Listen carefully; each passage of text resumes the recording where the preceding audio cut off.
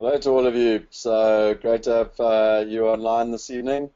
You're not going to believe it, but I'm coming live from Shanghai. And yes, it is 1 a.m. in the morning. And so if I look a little bit tired, I am. We've been going since 8:30 this morning, and it's 1 a.m. And I have to get up in 3 hours' time to catch a train to Hangzhou. We're going to do an event there tomorrow, and then we're on a plane tomorrow night to Beijing. So yeah, this is coming live from Shanghai, very, very late in the night. So I hope that you are prepared to bring lots of energy to the table. I want to welcome all of you online, and I also want to welcome Kevin online. Thanks for all the help, Kevin, on your side, and getting this going. More than a It's pleasure, Scott. Scott, just so you know, we cannot see your screen at the moment. I don't know if you've started to share it yet, so I just wanted to let you know. Thanks. Yeah, I have shared it. Let's see what's going on there. I've shared it again now. Let's just check if it's coming through. There we go. Have you seen now? Yes, we can. Good to go. Thanks. Thanks for letting me know. Sure.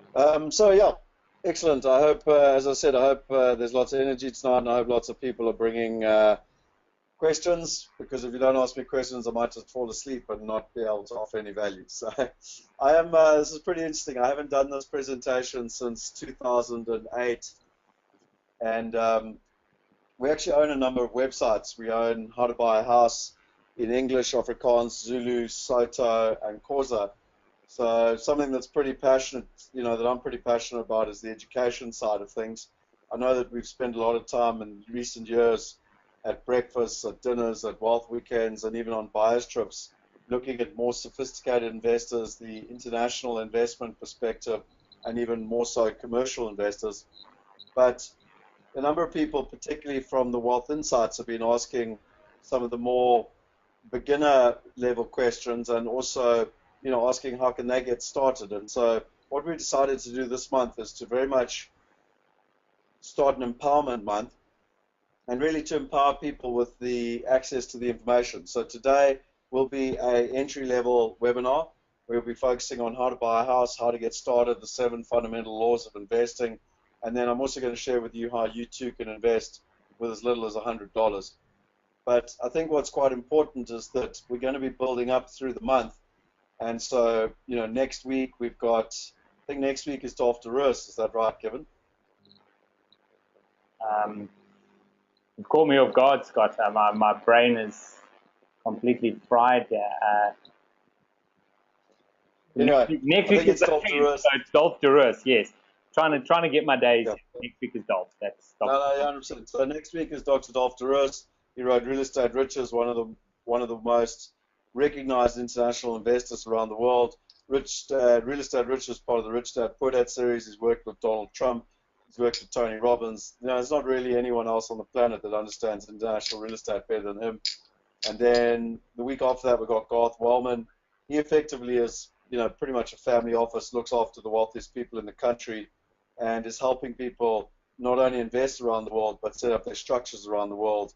He's helping all our wealth partners do that as well. And he will be, explaining what they're doing, what the trends are, and some of the things that he's seeing that the wealthiest people are doing. The week after that is Roger Hamilton, and he'll be looking at global business and how one can have a global mindset and take advantage. And then the last week, Scott, I'm hoping to have Hilda Lunderstein. Yep. Scott, sorry, just a reminder that Roger Hamilton's webinar will be a daytime webinar due to the fact that he's up in Bali and whatnot. Just a reminder of that. We have let everyone know. Yeah. No, 100%. So yeah, fair enough. And then the last webinar of the month is hopefully with Hilda Lunderstein, where one of the most successful ladies in the country from a business perspective, both locally and internationally. She too just spent a week with Richard Branson and some very, very famous people, but I'm not allowed to mention names. Hopefully I'll get it out of her in May. I know a few of them are, but I'm not allowed to tell people. And then, and if not, because there was a conflict with her calendar, then we'll be either myself or someone else looking at some of the more sophisticated sides of the investment sphere. So that gives you a bit of an idea. Dimitri, yes, 1 a.m. in the morning, and been going since 8:30 this morning. So if any of you read my LinkedIn post, I suggest you go and look at it, because some of you who are on the line tonight, it will be relevant to, because it actually was Workers' Day, a holiday, or a jail sentence. And I think it's pretty relevant. I'm not going to explain it to you. You need to go and read the post. So go to LinkedIn and check it out, and give me your opinion as to whether you agree with it or not. Okay, so I think that's pretty good, gives us a pretty good segue into getting started. So the first question is, why are you here? What are you hoping to get out of today? Why do you think real estate? What is it that you're wanting to get out of tonight? So you can just type into the little box. It'll give me some good indication of what it is that you're looking to achieve, and how I can help you.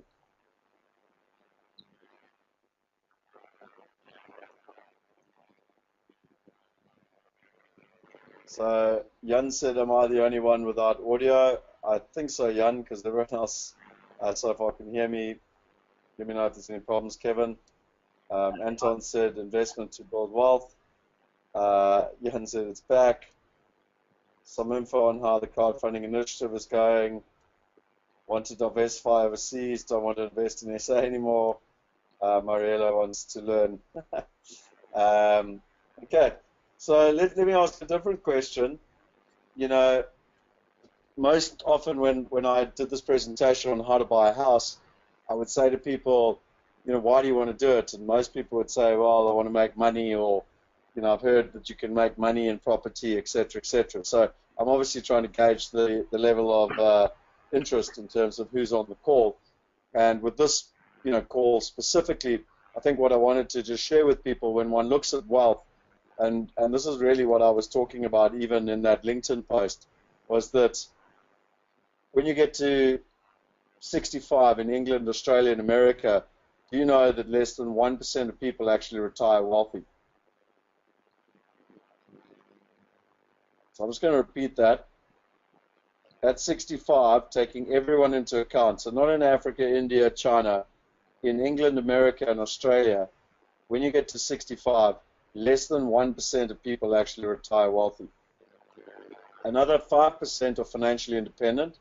So I'm not sure if people know what that means, but effectively if you earn 100 Rand on the last day of working, and you effectively drop your salary by 20%, so now you get 80 Rand, and your pension pays you 80 Rand, the very clever financial people tell you that you are now deemed to be financially independent. I personally think it's a complete BS, because I think that you're just 20% poorer. So that's why I'm not even interested in the next 5%. Then below that, at the age of 65, still 16% are working, not because they choose to, but because they have to. 52% are dependent on the government, which is quite astounding when you consider this is America, England, and Australia, not South Africa. And then 26% are dead.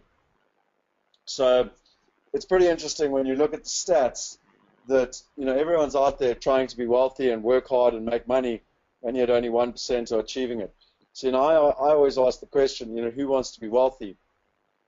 And it's very, very seldom that people say no. We often have quite a lot of discussion around what is wealth, but very, very seldom do people not want to be wealthy.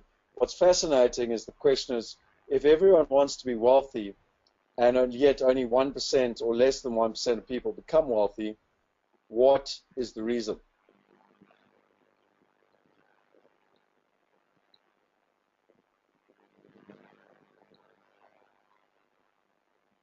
So purposely pausing so that you can think it through, and that this is not just a one-way dialogue. And if you do want to type something or ask a question, go for it. But really, for me, it's ignorance, and it's the difference between truth and perception. So it's the difference between what your teacher, your mother, or your friend tells you, or the financial industry, or your banker, or your financial planner, and the truth of what actually is happening in the market. So Anton said fear and mindset, and Dimitri said the reason is that people are ignorant. So, yeah. So, but it's taking ignorance to a high level, where it's the difference between truth and perception. Then the next one is knowledge, and most people think that, you know, that they've got the knowledge, or that they know what they need to do. And I love the saying by Napoleon, the right information at the right time is 9/10 of any battle. I met a gentleman today that manages billions and billions of dollars. In fact, so many billions I couldn't even keep up, between the Singapore GIID, which is the government investment bank, the European funds, the American funds. And it was amazing how he spoke about it all being about timing, and how he's basically based a lot of the things that he's done in his life on timing. So a lot of people believe in this saying, knowledge is power, and I learned this from Dr. Hannes Dreyer. And interestingly enough, it's not actually knowledge is power. I closed my webcam. But it's informed knowledge is power. And what's really important there is there's a fundamental difference, because if you've got knowledge is power, you might have the knowledge, but if you don't do anything about it, there's lots of educated derelicts in universities around the world. So informed knowledge is power, and you've actually got to be able to get out there and actually do something. So the purpose of tonight is to really kind of share with you what is going on. So my question that I ask a lot of people when I say, do you want to be wealthy? And then we go through these things, and then I ask them, well, if you're not wealthy, why not? And you don't need to necessarily type it for me, but you need to ask yourself that question, because Einstein has that theory, if you continue to do the same thing over and over again and expect different results, that's the definition of insanity. So you have to ask yourself, what can you do different, in terms of why not? So let's look at real estate. And again, for those of you that are intermediate or more sophisticated, then this webinar is probably not for you. This webinar is more for the entry level, to explain some of the terminology around how to buy a house and how to get started. So really, who's involved? You've got the seller, and that can either be an individual or a developer. If you've got the buyer, it's an individual, a company, or a trust. You've got an estate agent or developer. You've got the banks, both working on behalf of the buyers and sellers. You've got mortgage originators. You've got lawyers, the bond attorney and the transfer attorney. You've got SARS, or in other countries it's the tax officers. You've got the deeds office. Hopefully one day, that in the near future, that won't be anymore. It'll be some sort of blockchain, but that's a separate conversation. You've got the municipality, and you've got a body corporate. So these are all parties, and I know for a fact that when I bought my first couple of houses, I didn't even know that half of these people existed. And so, just as an example, on the lawyer's side, knowing that you've got a bond attorney and a transfer attorney can actually be pretty useful, because it can save you quite a lot of money.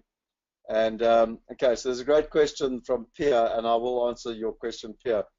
I think there's, in simple terms, there's 6 steps to purchasing property. So again, everyone always tries to get very complicated in everything that people come across, and particularly the estate agents will tell you how difficult it is to buy property and how important they are in the process.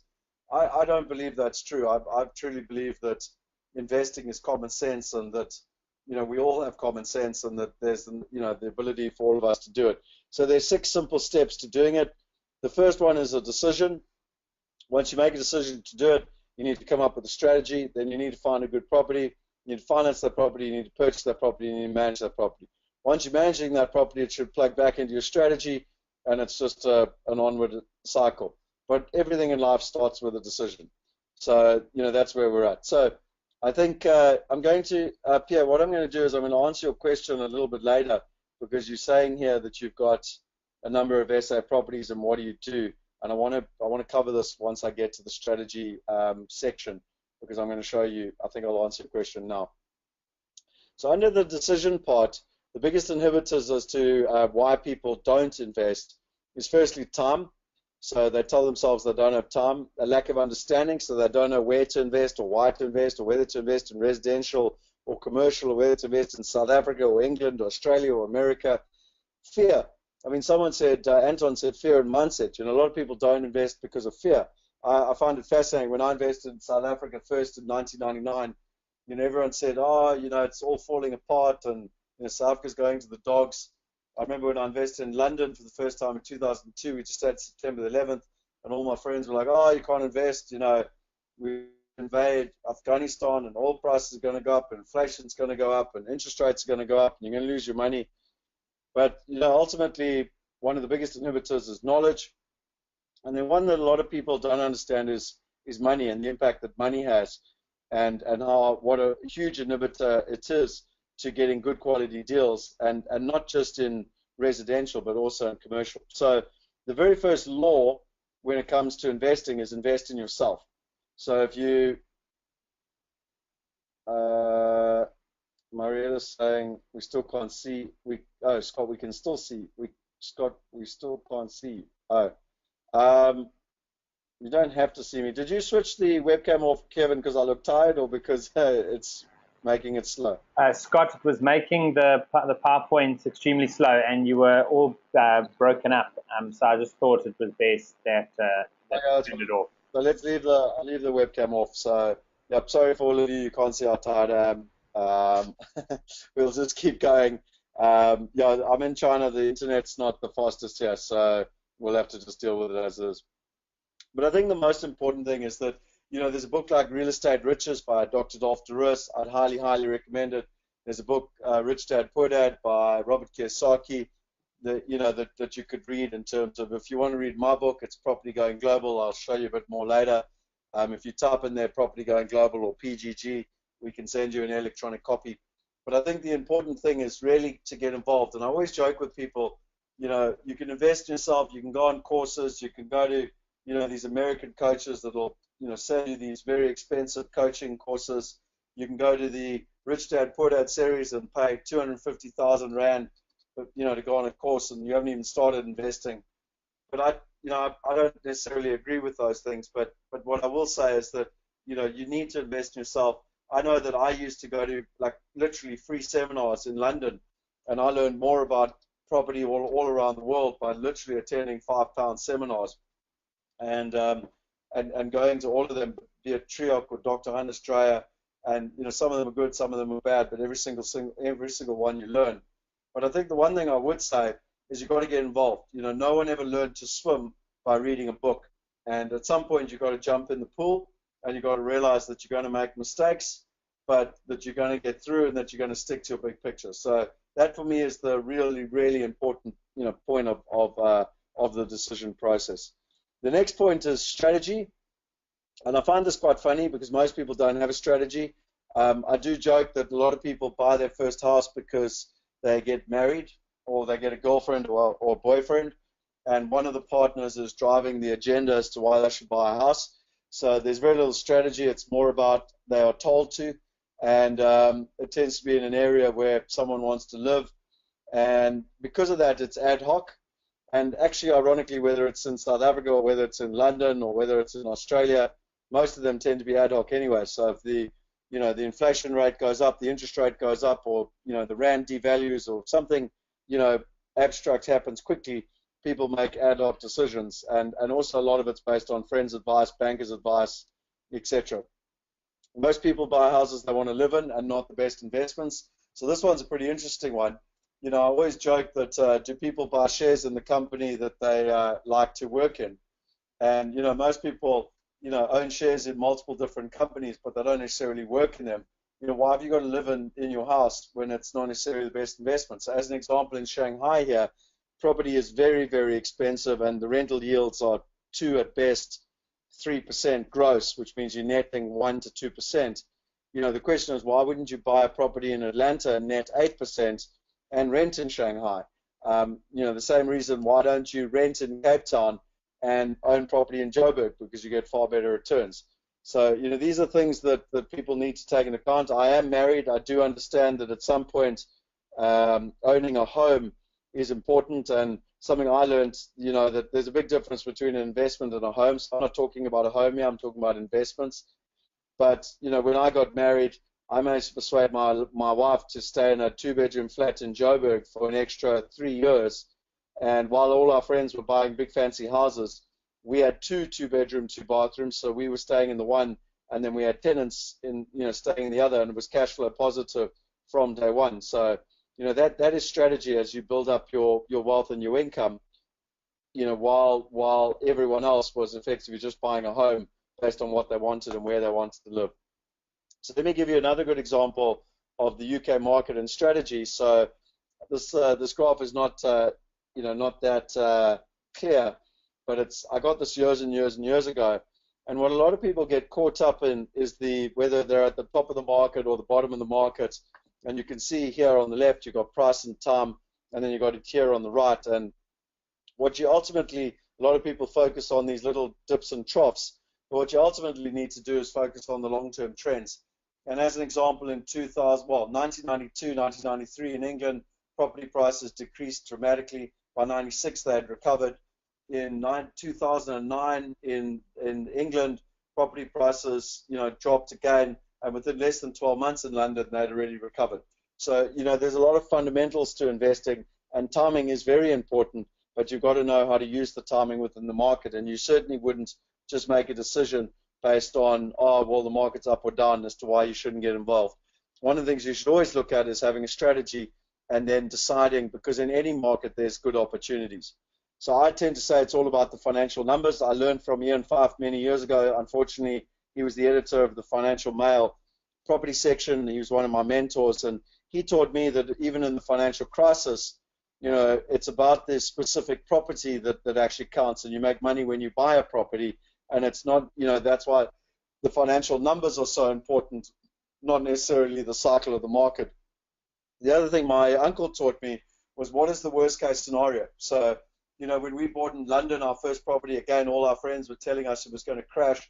I showed my friend Warren how we could buy the house. We could take it from a 3-bedroom into a 5-bedroom. By doing that, we could increase the rent by over £1,000, passive income above the mortgage, which ultimately, dramatically reduced our worst case scenario, because even if interest rates went up dramatically, we could still afford it. So, for me, it's all about working out your worst case scenario. And if you can manage your worst case scenario, then everything else is upside. You also need to be able to look at long-term trends. So, sorry, I clicked on that thing too quickly. And if you look at property over the last 30 years in South Africa, it's increased by an average of about 12%. In the UK, it's been about 9% over the last 50 years, and also about 9% in the USA over the last 50 years. But what's interesting is when you look at inflation in South Africa, the long-term average in South Africa is 9%, whereas in the UK and the US, it's about 3%. Scott, so, sorry, property. I think your screen may have frozen because we're still sitting on strategy, the strategy slide. I don't know if you want to stop sharing and start sharing again, possibly to make the slides run along. Okay, so you should be seeing strategy, and it should say at the top, it's all about the financial numbers.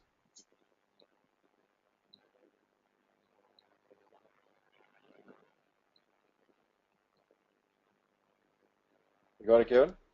No, we don't have the screen.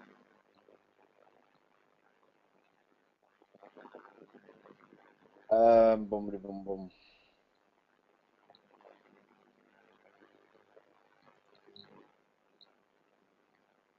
Okay, let's see what's happening now. What's it showing you?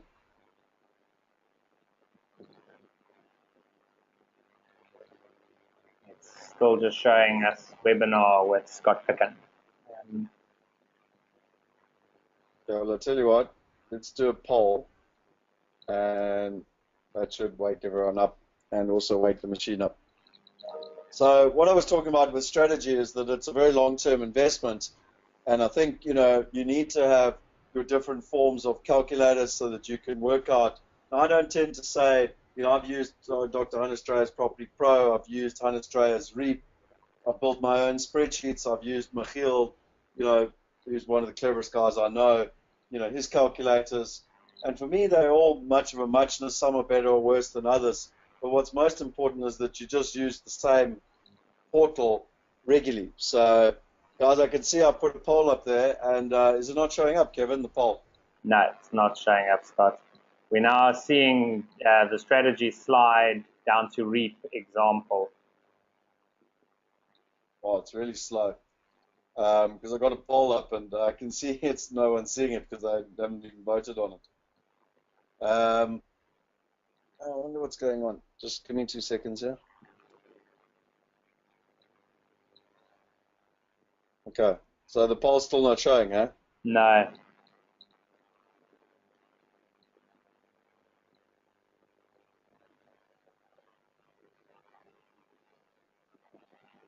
Okay, well, you should be able to see the REAP screen now then. where I was just giving an example of Dolph DeRosa's software, which is very, very detailed, and it goes into, you know, all the different analyses. There's 27 different analyses that you have as part of an internal rate of return, which is a way to calculate how much money you're going to be able to make and be able to compare one investment with the other in terms of where it. Kevin, can you do me a favor? If you show the poll, the poll just showed up now, Scott. Okay. Wow. I can't understand why it's so slow. Yeah, it's very strange. This didn't happen the last time you were there in China. So. Okay, so the poll is up for anyone who wants to vote on it, and I'd appreciate it. And I'll wait and I'll talk about REAP and REAM now. So as I was saying, there's these different calculators which are really important. And, you know, I believe personally that what I've learned from very, very successful people like my uncle is that they don't try and go and use 20 different systems. They have one system, they get to know it well, and they just use it over and over and over again. And, you know, it's not really whether one system is better or worse than another one, but it's the fact that they can get used to a system, and then with that system, it actually helps them, you know, be able to make the right decisions. So I'm going to close out this poll, and you should be able to now see you'll see a screen with the REAP software on it.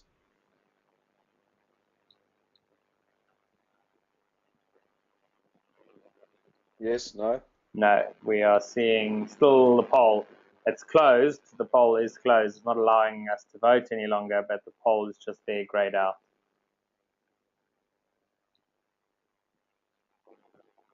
I'm wondering, Scott, whether we should look at myself running to the slides from this side. I don't know if that might be helpful, although then you won't be able to necessarily see where we are. Yeah, the problem is I've got some. Hang on, so I'm just going to make you the organizer, and then I'm going to give myself it back.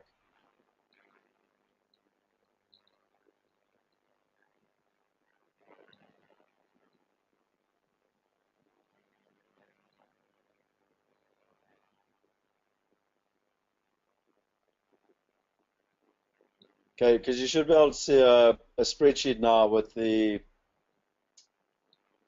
says IRR property May 2016. Still seeing the poll.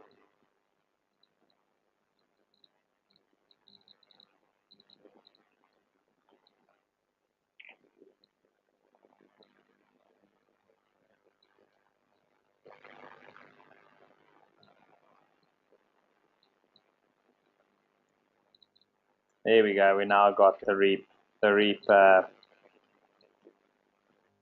picture. Okay. I'm hoping it should speed up now. I've managed to get the VPN working again as well. Okay, great. Okay, so you should be able to, so after the REAP picture, we're now moving on to the spreadsheet, and you should be able to see a thing that's saying premium PM, which is per month, and then we've got growth, and we've got term in 10 years, and we've got future value.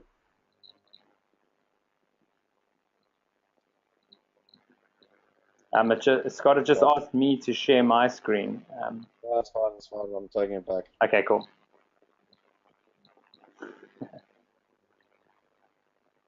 Wow, you gotta love technology when there's no internet. Yeah. No, it's not giving it back to me.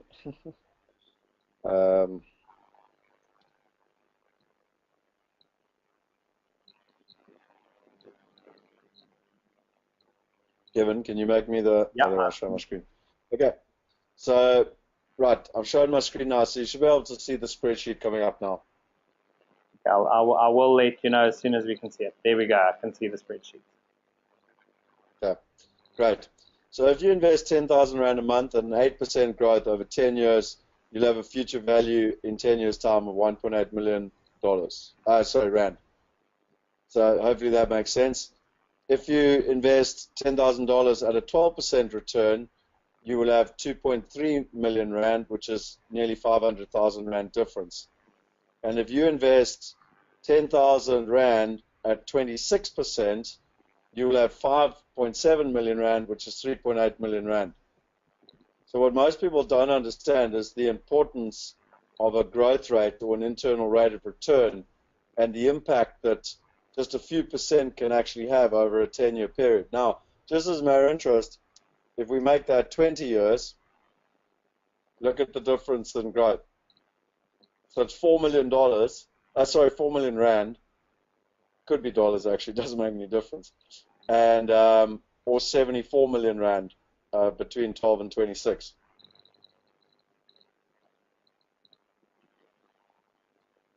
Can you see that, Kevin? No, Scott, it's unfortunately not. We still just seeing 10,000, 8%, 10 years, 1.8 million. Okay, hang on. I'm going to do something here. Give me 2 seconds. Sure.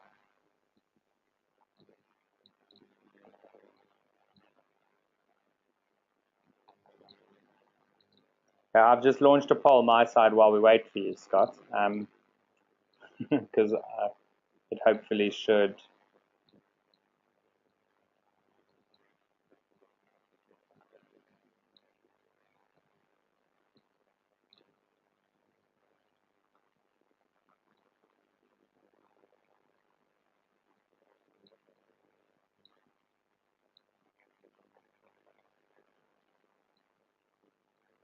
So I can see you put a poll on there, just Yeah. asking people how much to invest.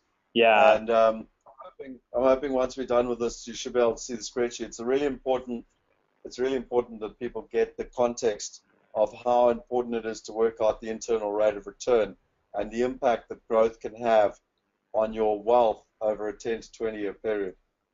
Yeah, absolutely. So if everyone can just vote up quickly, then we can hopefully show you that spreadsheet. I do apologize for the internet speed. If you want to speak to the Chinese government, you can take it up with them.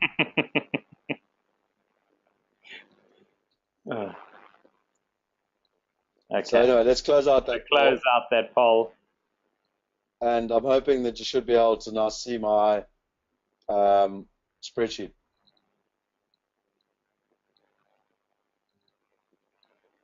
Okay, we have it up to showing the 26%, so 8%, 12%, 26%.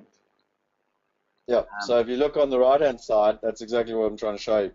So if you look on the right-hand side, so what I was trying to show you is that if I show you over 10 years,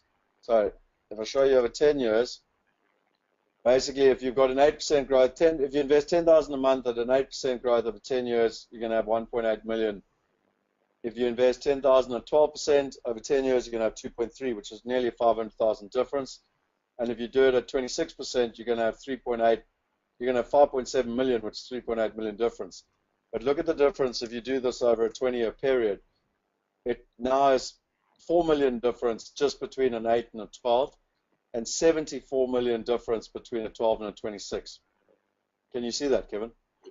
For some reason, it's just flicked the poll onto the screen again.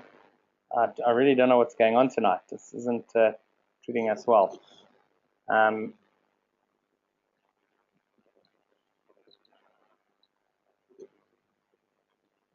Okay. Well, I think the important thing is I will screenshot this and just put it in. I'll just drop it into the handouts. Okay. Yeah. Okay. So I'm going to continue. What are you seeing now? Okay. Now we back to your spreadsheet. Okay. So the bottom line is you can see these massive numbers. So whether you're using REAP or whether you're literally using something as simple as the calculator I built when we were investing in America, and you literally just had the formulas up the top, you're putting in the different transfer fees and what you were buying, you had the rand amount, the dollar amount, you had the interest rate, whether it was rising, what it currently was, or whether it was going, if it was going down or up. Then you had your returns based on capital growth. I like to work on scenarios 3, 6, and 9 based on long-term trends, and that would then give you a return based on a dollar return. And then if you took into account a 5% rand devaluation, it's actually higher, it's 6 or 7, but anyway, let's just be conservative at 5. You can now see the type of returns you're getting on an American property, 17, 22, 28. So, when I go back to this IRR, you can see when I'm talking 26, I'm not being ridiculous. Like these are actual returns based on actual property investments that we've been making. And you can see the impact that it has on your wealth over a 10 to 20 year period. And that's all I was trying to show. Mm. So the next thing is the multi-tiered strategy. And you should be able to see a picture now with multiple little houses on the bottom, medium-sized houses, and one big house. Unfortunately, not yet. Okay, well, I'm going to talk it through just while we wait for this to come up. So the problem is that when you see this come up, it's most people in life start out by going, like I said to you, and buying that family home, you know, trying to impress their wife or their girlfriend or their husband or their boyfriend, and they go and buy a big expensive house, you know, pretty much, you know, probably above their affordability, and they start at the top of the strategy.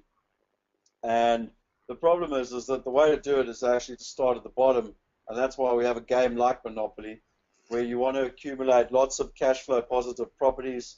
You know, those cash flow positive properties start to pay for the middle income properties, and then ultimately that whole pyramid can help you buy the house at the top. And the house at the top actually tends to be your home, because very seldom do those type of houses, be it Umhlanga, be it Sandton, be it, you know, the V&A waterfront, very seldom do they actually cash flow good returns. They might show you good capital appreciation, but generally they don't show you very good income returns. And as an investment, you know, you need to be very careful in terms of what you're actually getting. Kevin, what are you seeing at the moment?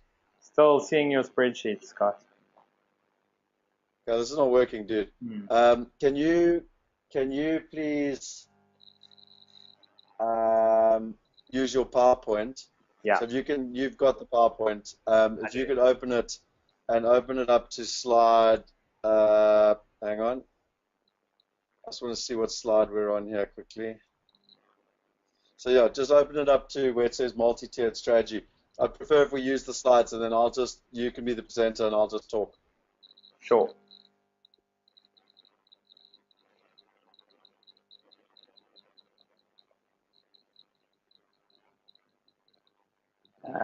We're going to slide.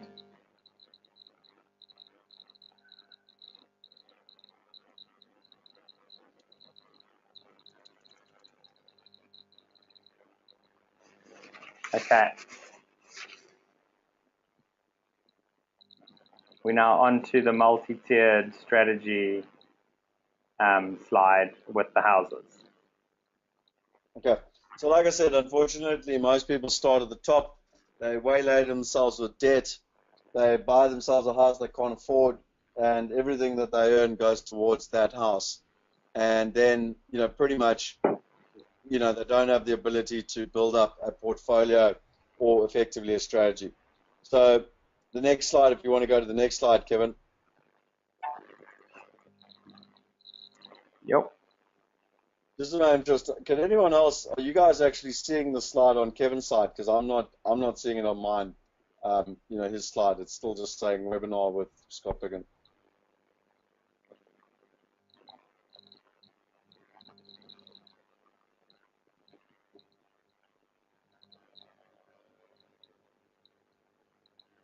Okay. Can everyone see the slides?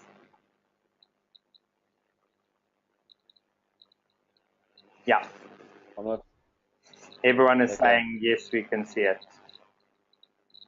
Okay, great. Okay.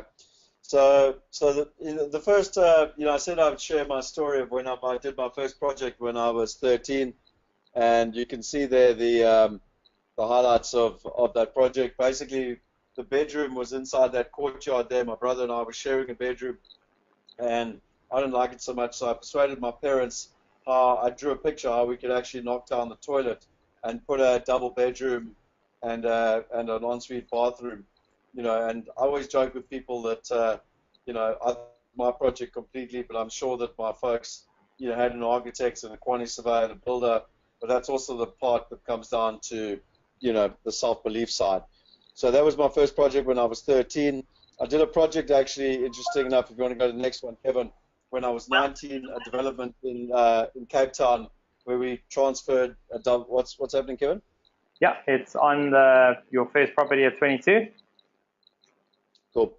So I actually did a project when I was 19, but we didn't get planning permission. We turned a triple garage into 2 bedrooms, 2 bathrooms.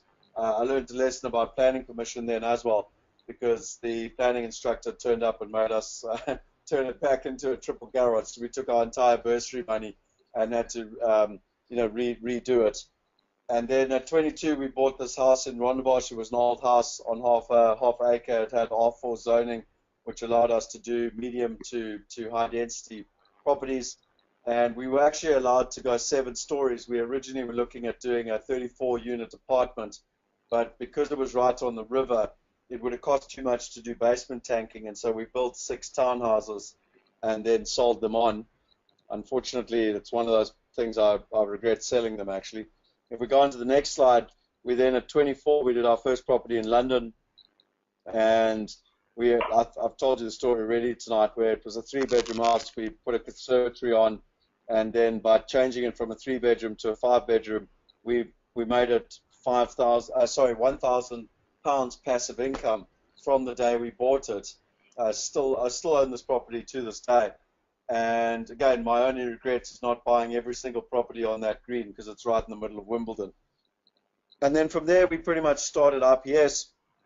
And, because so many people ask us, how can you do this in South Africa? How can you do this in London? So we started helping people invest into South Africa internationally, and then from South Africa into London. And we pretty much did, a couple of thousand properties into South Africa, a couple of hundred into London. You can just keep going through the slides, yeah. Kevin. A couple of hundred into Australia, and then a couple of hundred into America. And then in 2009, I met Henny Besaidnout, and just like everyone else, I was really struggling to get into commercial. I didn't have the 30% deposit, and to be fair, I didn't really have the knowledge either. And then Henny really started teaching me all about the commercial side, and that's when we really started getting into the commercial side and really investing in commercial investments, primarily to start off with in medical, but subsequently retail and student accommodation and even shopping centers. And the next slide, number 8, is the one I want you to stop on a little bit. I mean, that one, Oak Hill, that you've got there, we bought at 7 medical portfolios. I invested in that. But the one, number 8, is the one that key highlight number 8 is the one that I like, because this is the building I saw on my last trip to America in January. And the picture doesn't do it justice, because it's actually a round, curved building, and obviously the picture makes it look flat. But it's the most amazing, beautiful building right in the middle of Alpharetta, which is one of the best areas in Atlanta, which is one of the 4th biggest city in America. And, I invested in that commercial building, but actually with as little as $10,000. So I got to invest with billionaires with as little as $10,000. And that's what excites me as to what's now possible with technology and crowdfunding. I'll explain a little bit about that later. But it just shows you how one can take your strategy kind of and increase through the ranks and learn all the way up. And I think, you can maybe avoid that if you go back to the multi-tiered pyramid. And I'm not saying, Kevin, for you to go back in the slides, but people just go back in their memory. Maybe you could swap that big house on the hill that impresses your friends and brushes your ego, with rather actually investing that in a commercial property that will be getting you far better income, passive income on an ongoing basis. Now, there's a whole graph that I wanted to show you tonight, but it's not going to happen, so I'll have to keep it for another time, which is the whole growth as an investor in time, and how you actually increase in terms of knowledge, and then you tend to go backwards, you make mistakes, and then you need to find mentors and people you can partner with to go to the next level. And you kind of go, and certainly from my experience, I've been doing this now for 17 years, and each time I go to the next level, we tend to find mentors or people that I can partner with that really help me go to the next level. And I find that is from Tony Robbins, where the fastest way to success is to copy or partner successful people. And I always joke in this particular building, because with $10,000, all that I actually own is a street pole in the front door, which for those of you who know Paul will find that quite funny, because I asked him what I could get for my $10,000, and that's pretty much what he told me. But again, it's not what you do it's not about just doing one massive consistent, one massive investment. It's actually about consistently, investing over and over again and building up that passive income. So if you can go to the next slide, Kevin. Yep, it's there. So we're going a little bit slowly here with these different slides. So I just want to, in terms of the next slide, I think the important thing really is that in terms of the off-plan versus bricks and mortar, it's quite an interesting conversation, whether you should buy off-plan or whether you should buy bricks and mortar. And what I mean by bricks and mortar is, something that's existing. So again, if you buy off-plan, there are transfer fees. You've got to look at your cost of capital. I'm going to explain that a little bit later. You've got to be very careful of speculation. We got quite badly burnt in London where we bought off-plan and the banks gave us financing, and then the global financial crisis came, and the banks, Barclays Bank, just to be specific, which bank, reneged on it, on the deal. So really, no one knows what's going to happen in a year or two time. I also feel very strongly that people that buy property and tell me they're going to sell it in a year and make a big profit, that's not too dissimilar to gambling. So, be very careful. When I've spent time with astute investors, it's all about buying quality investments. It's all about cash flow, and I think people need to look at what time that one would save. So, again, when you're investing in off-plan, you might wait a year or two until you actually start receiving income, whereas bricks and mortar, you might, receive it straight away. You've got to look at the cost per square meter, or what's better known as the replacement value. So it's a very good idea of intrinsic value, which will give you a good, if a house was burned to the ground, what would it cost to rebuild it? Now, obviously, if you're buying new, I can guarantee you that you're buying it at cost plus 25%, because a developer always wants to make at least a 25% margin, whereas if you're buying it existing, you can often buy it at below intrinsic value, which is really, really important. Buying it at today's prices, again, if you're buying, bricks and mortar, then you hopefully are buying it at today's prices, if not even below. If you're buying it off-plan, sometimes, certainly in boom times, they even price off-plan developments as to what they think the price will be in a year or two's time. And then obviously bricks and mortar you start paying today, whereas off-plan you only pay in call it 2 months, 2 years time or year and a half time, etc., etc. So Kevin, if we go to the next slide. Yep. In terms of finding good deals, you've got to know what you're looking for. So again, come back to a strategy. It's a bit like finding a good-looking woman, or a good-looking husband. If you don't know what you want, then everyone will suit. A couple of key decisions I've spoken about tonight already. Buying as a house to live in, tends to be an emotional purchase. If you're going to do it, look at location, location, location. Look at schools, offices, shops, entertainment, hospitals, security, transport. All these things are really, really important. I would have shared with you the buying criteria, and I think it's actually really worth it, Kevin, if I can just try and see if people can at least see this, because this is something that we built out from work that I did with Richard Dunn. So if you can just share your screen back with me, I really would like to just see if this will work for everyone, because I think this will add a huge amount of value. So they created many years ago the 100-point system, which we've now adapted and built out with Richard. And ultimately, you can see it creates a 10-layer system, a 100-point system where we look. Can you see the spreadsheet? Yes, we can. Okay, great. So you can see we've got our country stats, our state province, our suburbs, our transport and lifestyle. We've got our education. So just an example, how close is it to university, a high school, childcare, and property analysis, building age, etc., etc. That then pulls through into graphs, which helps us know where to invest and when to invest. We've got a methodology of our entire process, which in terms of the breakdown and our index layers as to where and when to invest. And then we've actually got our rating input sheet, which is actually now built all into Salesforce. So even for the Wealth Partners, like Michael only said and stuff, I look forward to sharing with you at the Wealth Partners event, all the work that we've actually done in terms of building this out into Salesforce. And then just while I've got the screen before I give it back to Kevin, is that we've also got all the due diligence stuff that has been built out over years and years and years with Henny, where any building that we're going to buy, we go in and actually look at it. So, and it's as detailed as go and check it when it's raining, go and check it at night, go and check it in the weekend. I know what developers love to do is sell property on the weekend, and then people buy it, and then they don't understand that there's terrible traffic. Feasibility and underwriting, collection of, there's 142 points here, so I'm not going to go through all of them.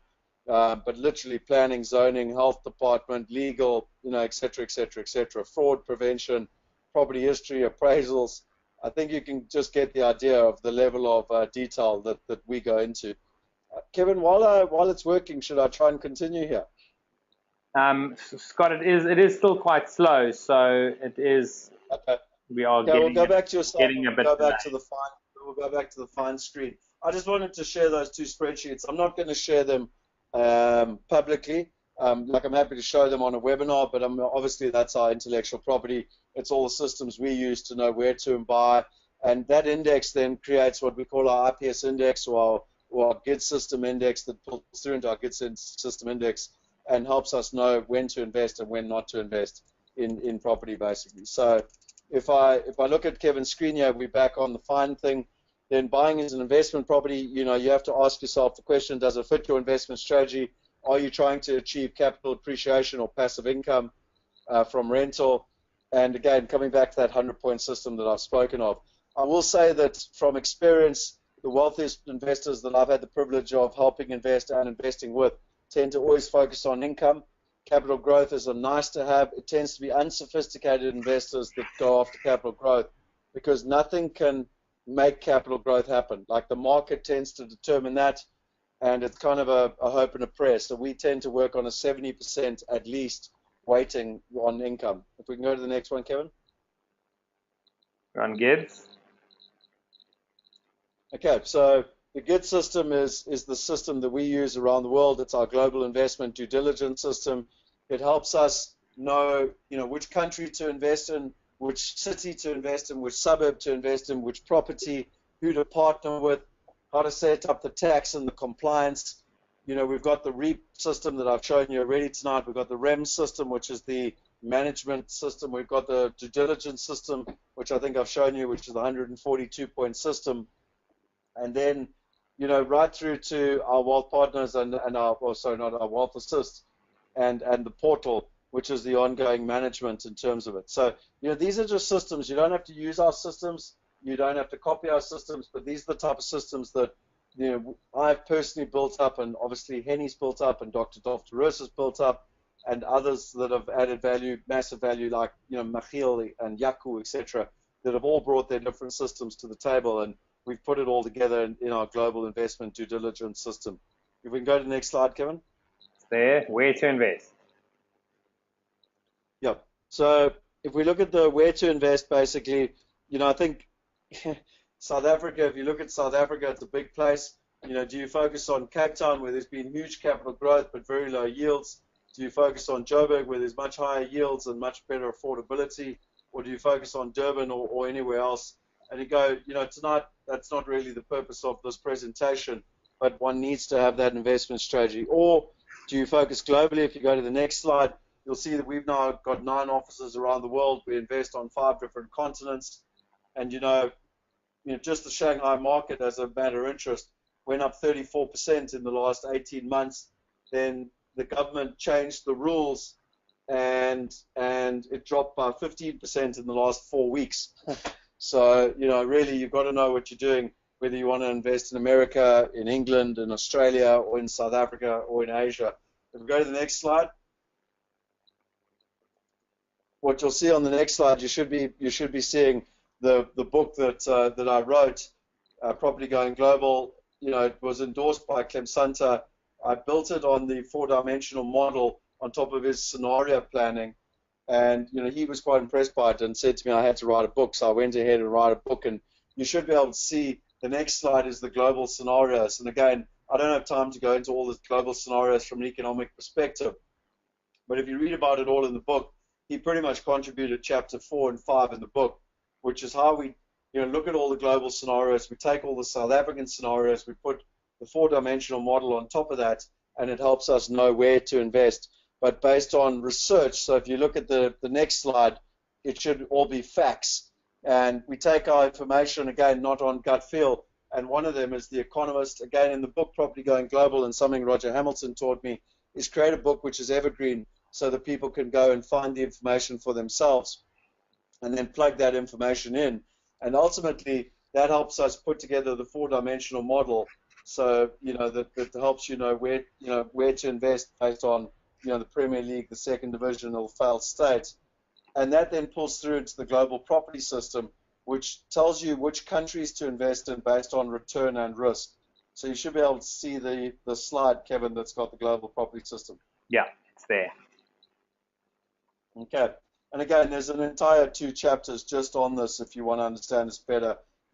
With this simple level webinar, I wanted to obviously share with people just some of the more detailed stuff we do as to how we can build. And then, this is the stuff that I personally developed over the last 17 years, but obviously with a lot of help from people like Henny, where we looked at what are the fundamentals of investing. So when you look on the risk side, you've got economic risk, you've got the value of the property investment, you've got the property fundamentals, which are made up of population growth and supply and demand, and then you've got rule of law. And this creates an algorithm which ultimately gives us our risk index. And then on the return side, we've got yield and capital growth. And again, like I mentioned, the yield, has a 70% weighting. And this then helps us know where to invest in terms of which country, and we can take this more specific in terms of which, city to invest in, etc. So if we can go to the slide that says finding property and Dr. Dolph de Roos. We got it there, Scott. So it basically, sorry, I'm just going through my own slides. Yeah, no, that's great. So, really what Dr. Dolph de Roos says in his book, Real Estate Riches, is you have to view 100 properties, make an offer on 10, be accepted for 3, and buy 1. I think that those rules have changed to an extent with the ease at which you can view property now online. So, maybe you need to view 1,000 properties, make an offer on 100, be accepted for 30, and buy 1. But, certainly one needs to be making sure that you're looking at a lot of property. And one of the reasons we like crowdfunding and digital platforms is it gives us access to a lot more properties around the world so that we can really find that cream coming to the top. And again, we're trying to build and are in the process of building algorithms with regards to the due diligence so that people like Henny and Alan Karnock and Michiel and many others, Rizal, can all be built into algorithmic systems so that we can make that process faster and faster and faster. Law 2 is always buy property with a twist. So, it's something that, again, whether it's my property in Rondebosch where we could have zoning and we could turn it into townhouses, or the property in London where we could put a conservatory on and turn it into a 5-bedroom house, or whether it's Medical One that we invested in where, we had, I think it had 81% occupancy, so we could fill up the building, added an extra $1 million to the purchase price by filling the building up, and getting rights to about 20 acres of developable land next door, really every single deal you look for, you want to look for something that is a twist, so you can create capital value immediately without having to wait for the market or wait for, the market to rise, etc. Law 3 is always buy from a motivated seller. So I think this goes with kind of, hopefully it's fairly self-explanatory, but, divorced couples hate each other. They tend to sell property for cheap and fast. People that are getting old want to just get rid of a house. People who have passed away, their children tend to want to just sell off. They don't necessarily know values. When we bought Medical One, as an example, there were, I can't remember exactly, 6 or 7 doctors that, were at different ages of their lives and were arguing about the value, so they decided to just sell off the whole portfolio. I know Medical 5 is a 84-year-old or an 86-year-old who's hit medical health and wants to exit the property. So it's just some examples of buying from a motivated seller, but you always want to be buying from a motivated seller. Again, remember that a developer is often not a motivated seller and is trying to get the highest price. The best time to buy from a developer is when the market turns, and that's why I talk a lot about our vulture fund, because when the market turns, developers become the most motivated of all motivated sellers because they've got the bank on their backs. If you go to the slide that says some things to consider, Yeah, we're there.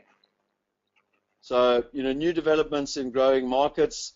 So you could buy a property, tomorrow at today's prices. And if you are doing that, you always want to try and get in at phase one, because the developer tends to make the most affordable price in phase one to get the sales, to prove to the bank that they can make the sales. And then they load the prices all the way through phase two, phase three, phase four to really make their profit. You also want to often look at a worse property in the best street, so where you can do redevelopment or refurbishment. You want to look at older areas that are undergoing redevelopment. So, I know there's been urban regeneration in Joburg and Cape Town around the CBD, around Calvin in Johannesburg as well, in the Woodstock area. And in London, a lot of people always focus on zone one. Or the primary areas. I like to focus on the secondary areas, places like Wimbledon, Earlsfield, Putney. They've always done really, really well. And then also always look for added infrastructure like new tube stations, shopping centers, the Gautrain. I mean, we did a big development in Calvin in Johannesburg with the Gautrain coming, and it makes a big, big difference in terms of what is happening from an added infrastructure. Okay, next one, please, Kevin. Yep.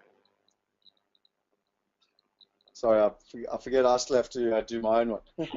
So then finance. Can you get, it's really important that you know whether you can get finance and how much. So law 4 is always do the financial analysis before one buys.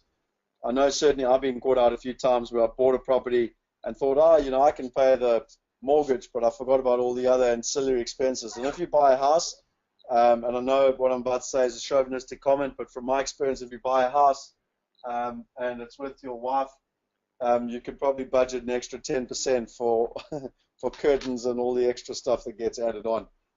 So make sure you know what you can afford. Do your preliminary financing. Do your financial modeling on all prospective property purchase, and understand all the costs. I think it's really, really important. Law number 5 is look at cash flow first, then capital appreciation. So I think it's really, really important that people understand that, and I've spoken quite a lot about that tonight. If you go to the next slide. I just want to explain a little bit about leveraging, because I don't think most people understand it. So these are slides from a while ago, but it doesn't make any difference because it explains it. So if you bought a property in July of 2008 for cash, 750,000, and the transfer costs were 12,500, the total cost would be 762,500. The value a year later, if we had 12% growth, would be 840,000. Which means you made a profit of 77,000, obviously excluding if you sold it with estate agent fees, which means your growth return on investment is about 10%. Does that all make sense so far? Yep. It's 77,000 over 762,000, basically, in simple terms. Yes? Yep. I presume with the silence, everyone knows what I'm talking about. Okay, then the next one is where you take out a 90% mortgage. So the same property, you put down a 75,000 Rand deposit. You got bond and transfer costs now of 19. It means it's 94 in total of cash that you're going to need. The value is 840 in 12 months' time, exactly the same. The profit is 71, but now you are dividing 71,000 by the total cost, which is 94. Which is the 75% profit. So, this is why internal rate of return is so important, because now you've got to take time value of money. I mean, obviously now we're only looking over 12 months, but if you're doing it over 5 years or 8 years or 10 years, then you take that into account. If we can go to the next slide. Yep. So what's important, if you look at the next slide, is that if you, can get away with paying no bond or transfer fees. So as an example, if you bought an off-plan development, then you don't have to do that. Then you would see that, the return after 1 year actually goes up again, because now it's a profit of 90,000 over a total cost. So you really need to understand the power of leveraging. Leveraging can really work in your favor. It can also work against you, because if you don't understand leveraging, I met a guy that went on a course. Let's just say it starts with the letter T, and they taught in that course to try and leverage everything and to have multiple structures and multiple tax structures and multiple trusts and to basically try and cheat the bank. And he was very proud of himself because he had bought 20 properties and he had cheated the bank, because he only earned 20,000 Rand a month. And he had managed to accumulate 20 million Rands worth of debt. And I asked him how many of those properties had transferred, and he said not one. And they were all South African properties, and I knew that the man would go bankrupt because South African properties, when you buy them through those type of buying organizations, they never cash flow positive. And needless to say, 2 or 3 years later, he was bankrupt, along with many, many other people that tried to follow that strategy. So be very careful. You need to understand the power of leverage, and you need to understand how to work out the worst case scenario. And particularly if interest rates go up or you don't have a tenant, you need to be able to manage the finance charges. Okay, next slide.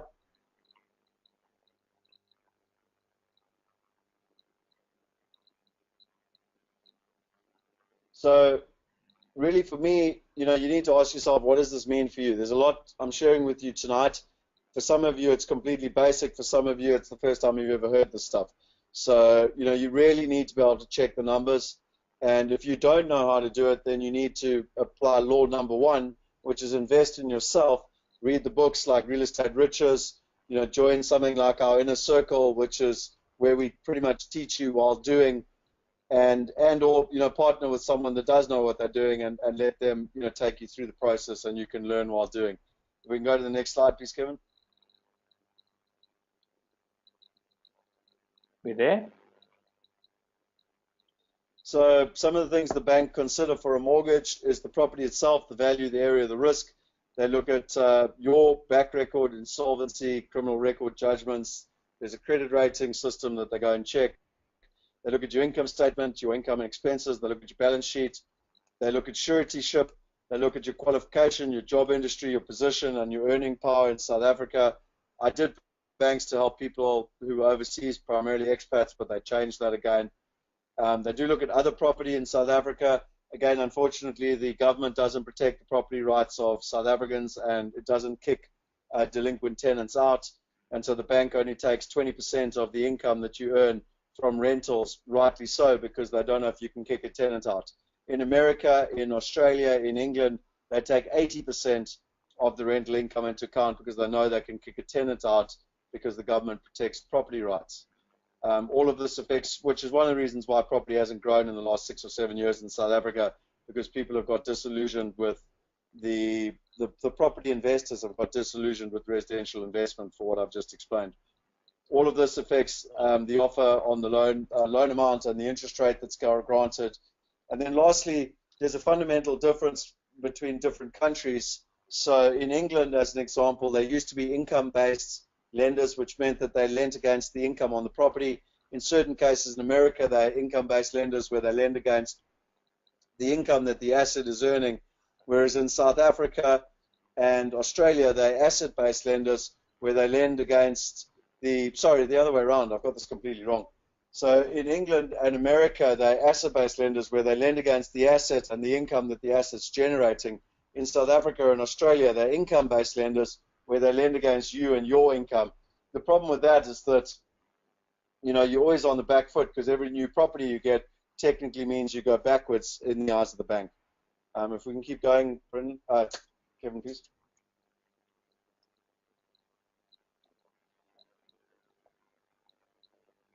Okay, so here's a schedule on how much you can borrow. I'm not going to waste any time on this. There are plenty of bond calculators or transfer calculators. Use the amazingly good website that's been developed called Google. And, just go and figure it out. Types of different products. You've got a variable rate and a fixed rate. So this is something you really need to understand. If it's a variable rate and the interest rates go up, then your rate will go up. If it's a fixed rate, then it is fixed for a certain amount of time. In South Africa, it's pretty difficult to get a fixed rate. In other countries, England and America specifically, you can get fixed rates. And in America, as a non-resident, we're tending to get 5-year fixes, but as a resident, you can get up to 30-year fixes, which is amazing. You've got a thing called an access bond facility or flexi bond, which is pretty cool because you can effectively put money in and take it out. It's like having an overdraft. Speak to your bank about that. It's a pretty efficient way of building a lot of wealth, being very tax efficient, and also investing in further property. I've certainly used it very effectively in England and in South Africa. So you can see the different terms that they, and I don't know if this has even changed, to be honest. I haven't bought a property in South Africa since 2012. So yeah, apologies for everyone. I haven't kept up to date with buying South African houses. I don't believe in them, and I'm selling my current South African houses because of what I said to you about the government regulations. And to be honest, it's got nothing to do with bad-mouthing South Africa. I've looked at the returns on my American, my English, and my Aussie properties, and they're far less hassle and far better returns. There are such things as first-time buyers' mortgages. If it is a first-time home buyer, they obviously are tougher at the moment, but there is the ability for people to get them. And then you can get things called interest-only mortgages, and again, they're primarily in England, sometimes in America, but I haven't seen them yet in Australia, and they're definitely not in South Africa. But that's where you just pay the interest on the mortgage, and it allows for far better cash flow. Okay, next one, please.